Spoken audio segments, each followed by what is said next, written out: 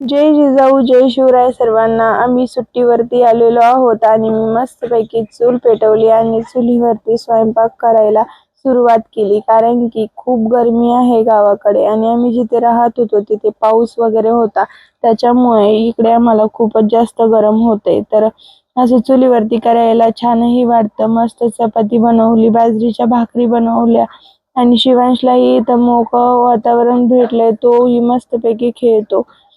तर माझे मिस्टर चपाती खात नाही, त्याच्यासाठी मला वेगळी भाकरी पण करायला लागते. त्याच्यामुळे मी 2-3 भाकरी पण करून घेतल्या. नंतर सकाळ झाल्यावरती भांडे वगैरे घासले.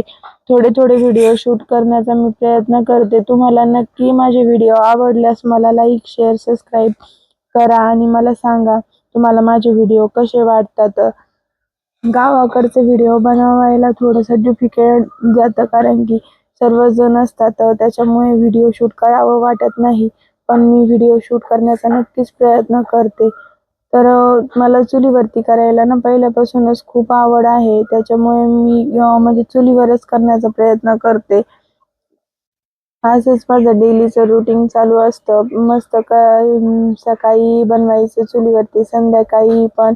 आणि आम्ही नवीन सिरीज घेऊन येतोय तुमच्यासाठी. तर तुम्हाला आवडल्यास नक्की मला सपोर्ट करा. तुम्हाला नवनवीन व्हिडिओ बघायला मिळतील आणि थोडं काही मिस्टेक होत असेल तर समजून घ्या. नवीन नवीन बनवत आहे आणि सगळं बाहेरच आहे करायला, त्याच्यामुळे असं घेऊनच करायला लागतं. मस्तपैकी अशी मोकळ्या थावल्यावरती निघून भांडे वगैरे घासायला ही वेगळीच मजा आहे. सिटीत कुठं असं काही मिळतं. असं गावाकडे जसं वातावरण असतं तसं सिटीत नाही. गुमस गरमसपणा हे सगळं बघायला मिळतं. पण गावाकडे मोकळी हवा, मस्त अशी चिलबिलाटाची सकाळ, म्हणजे चिमण्यांचा आवाज, किती मस्त सुंदर अशी सकाळ होते. आणि आजूबाजूला झाडं आहेत, त्याच्यामुळे खूपच छान वाटतं. सर्व भांडे वगैरे पण घासून घेतले आणि नंतर तयार झाले. मला बाहेर जायचं होतं हॉस्पिटलमध्ये, त्याच्यासाठी मी पटकन सकाळी सर्व काम आवरून घेतलं आणि हॉस्पिटलमध्ये जाण्यासाठी रेडी झाले.